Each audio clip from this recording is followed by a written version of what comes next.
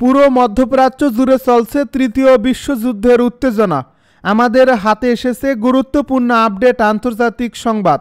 শুরুতেই থাকছে পারমাণবিক স্থাপনায় হামলার পরিণতি হতে পারে ভয়াবহ বলে মন্তব্য IAEA এর প্রধানের। এবারে জানিয়ে দিব জনগণের উদ্দেশ্যে ভাষণ দেবেন ইরানের প্রেসিডেন্ট।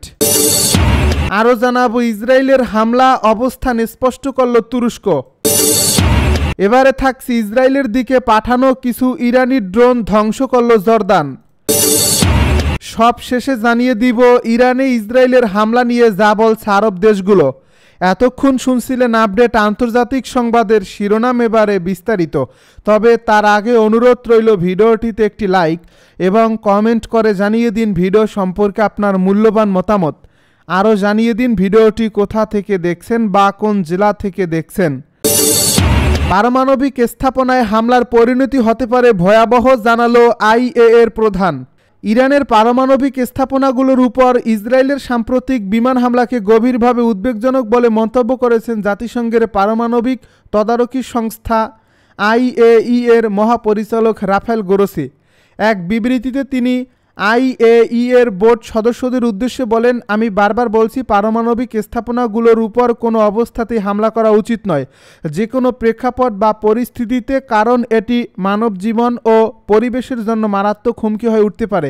তিনি আরও বলেন, এই ধরনের হামলা পারমাণবিক নিরাপত্তা, সুরক্ষা এবং তদারকি ব্যবস্থার জন্য গুরুতর হুমকি সৃষ্টি করে।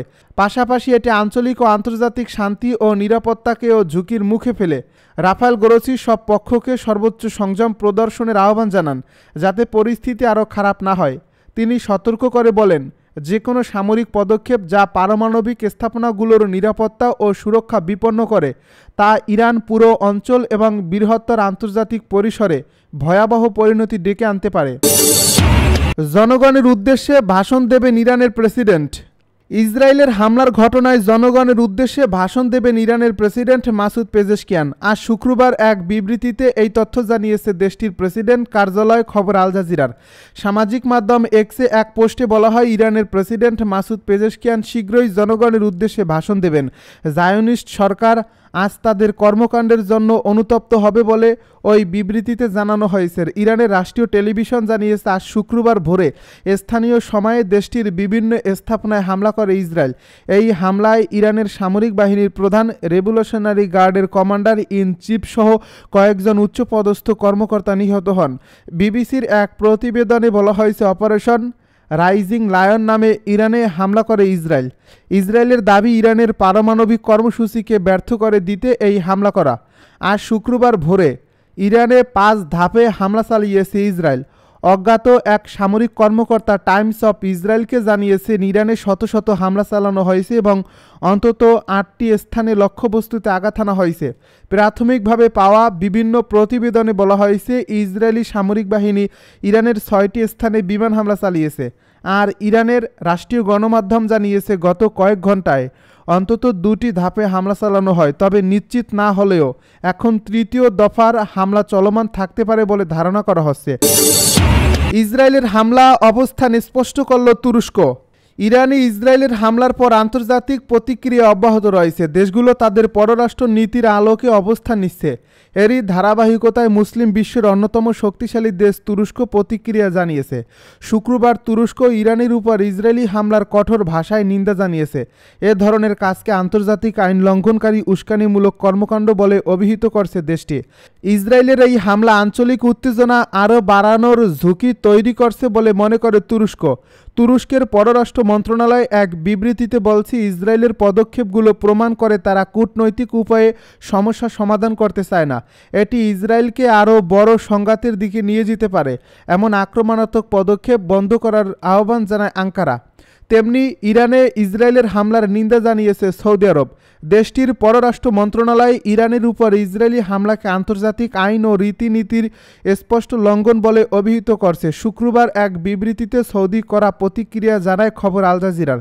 এ মন্ত্রণালয় এক বিবৃতিতে বলেছে, সৌদি আরব এই জঘন্য হামলার নিন্দা জানায়।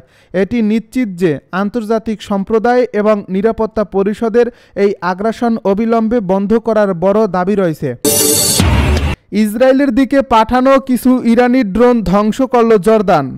জর্দানের রাষ্ট্রীয় সংবাদ সংস্থা পেত্রাস জানিয়েছে শুক্রবার সকালে দেশটির আকাশসীমায় অনুপ্রবেশ করা একাধিক কিছু ড্রোন গুলি করে ভূপাতিত করছে বিমান বাহিনী ও আকাশ প্রতিরক্ষা ব্যবস্থা। প্রতিবেশী ইসরায়েল শুক্রবার ইরানের উপর নজিরবিহীন হামলা চালানোর পরই এই ঘটনা ঘটল। পেত্রার খবরে বলা হয়েছে, জর্দানের রাজকীয় বিমান বাহিনীর বিমান এবং প্রতিরক্ষা ব্যবস্থা উচ্চ সতর্কতায় রয়েছে, যাতে দেশের আকাশসীমা এবং নাগরিকদের নিরাপত্তা নিশ্চিত করা যায়। জর্দানের সশস্ত্র বাহিনীর সাধারণ কমান্ডের একটি সামরিক সূত্র জানায়, ক্ষেপণাস্ত্র ও ড্রোন ভূপাতিত করার সিদ্ধান্ত নেওয়া হয় গোয়েন্দা ও সামরিক মূল্যায়নের ভিত্তিতে। এসব ক্ষেপণাস্ত্র জর্দানের জনবসতিপূর্ণ এলাকায় পরে হতাহতের আশঙ্কা তৈরি করেছিল। জর্দান সেনাবাহিনী স্পষ্টভাবে জানিয়ে দিয়েছে, কোনো অবস্থাতেই তারা দেশের আকাশসীমা লঙ্ঘন মেনে নেবে না। মধ্যপ্রাচ্যে ক্রমবর্ধমান উত্তেজনার মধ্যে জর্দানের এই পদক্ষেপ দেশটির নিরাপত্তা ও সার্বভৌমত্ব রক্ষায় দৃঢ় অবস্থানের ইঙ্গিত দেয়। শুক্রবার সকালে ইরান শতাধিক ড্রোন ইসরায়েলের দিকে নিক্ষেপ করে। ইসরায়েলের প্রতিরক্ষা বাহিনী আইডিএফের মুখপাত্র ব্রিগেডিয়ার জেনারেল এফি ড্রিফিন জানিয়েছেন, ইসরায়েলি ভূখণ্ডের দিকে 100 ড্রোন নিক্ষেপ করছে ইরান। তারা সেগুলো প্রতিহত করতে কাজ করছেন বলে জানিয়েছে ডিফ্রিন। ইরানে ইসরায়েলের হামলা নিয়ে যা বলছে আরব দেশগুলো।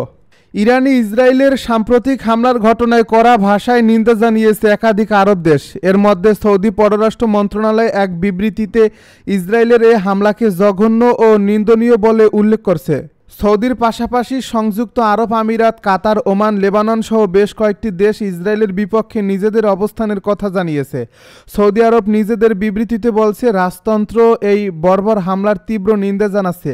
একই সঙ্গে আন্তর্জাতিক সম্প্রদায় ও জাতিসংঘ নিরাপত্তা পরিষদের প্রতি আহ্বান জানাচ্ছে, তারা যেন এই আগ্রাসন থামাতে এগিয়ে আসে। প্রসঙ্গত, দীর্ঘদিন ধরে ধর্মীয় বিভাজনের কারণে সৌদি আরব ও ইরানের মধ্যে প্রতিদ্বন্দ্বিতা থাকলেও সাম্প্রতিক সময় উভয় দেশের সম্পর্কে দৃশ্যমান উন্নতি হয়েছে। এদিকে 2020 সালে ইসরায়েলের সঙ্গে সম্পর্ক স্বাভাবিক করেছিল সংযুক্ত আরব আমিরাত, কিন্তু এবারের হামলা নিয়ে তাদের অবস্থান একেবারেই স্পষ্ট। আমিরাতের পররাষ্ট্র মন্ত্রণালয় জানিয়েছে, আমরা অত্যন্ত কঠোর ভাষায় এই হামলার নিন্দা জানাচ্ছি। এদিকে কাতার হামলাটিকে ইরানের সার্বভৌমত্ব ও নিরাপত্তার উপর সরাসরি আঘাত বলে উল্লেখ করছে। যুক্তরাষ্ট্র ও ইরানের মধ্যে চলমান আলোচনা পরিচালনায় মধ্যস্থতাকারী ওমান বলছে, এই হামলা বেপরোয়া এবং পরমাণু আলোচনার এক সংবেদনশীল সময়েরই এটি করা হয়েছে। মধ্যপ্রাচ্যে যুক্তরাষ্ট্রের সবচেয়ে বড় সামরিক ঘাঁটি রয়েছে কাতারে, আর আবুধাবির কাছে রয়েছে হাজারো মার্কিন সেনা, যার ফলে যুক্তরাষ্ট্রের মিত্র হিসেবে কাতার ও আমিরাত দুই দেশেই ইরানের সম্ভাব্য প্রতিশোধের ঝুঁকিতে রয়েছে। নিজ দেশেই ইরানের প্রভাব কমানোর চেষ্টা চালিয়ে যাওয়া লেবাননের প্রধানমন্ত্রী নওয়াব সালাম এই হামলাকে গুরুতর ইসরায়েলি আগ্রাসন হিসেবে উল্লেখ করে তীব্র নিন্দা জানিয়েছেন। তিনি বলেন, এই হামলা আন্তর্জাতিক আইন ও ইরানের সার্বভৌমত্বের চরম লঙ্ঘন।